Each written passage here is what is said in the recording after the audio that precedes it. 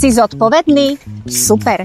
Byť zodpovedný znamená mať správny vzťah k plneniu povinností a znášať dôsledky, ak sa niečo pokazí. Aj ten najzodpovednejší človek vie, že problémy prídu práve vtedy, keď ich čakáme najmenej.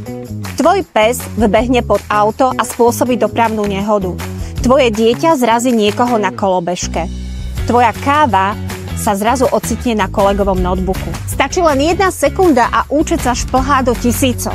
Zodpovednosť sa netýka len teba, ale aj tvojho majetku, tvojich rodinných príslušníkov, domácich miláčikov a taktiež aktivít, ktoré vykonávaš v práci, ale aj vo svojom voľnom čase. Poistenie zodpovednosti patrí k najrozšírenejšiemu poisteniu vôbec. Mnoho ľudí ani netuší, že ho majú uzatvorené, mnoho ľudí ho nemá uzatvorené a mnohí ani nevedia o tom, čo všetko si môžu z tohto poistenia nárokovať. Je to buď majetková újma, ušlý zisk, morálne škody a mnoho ďalších. Aj keď si zodpovedný, zodpovednosť si určite poistí.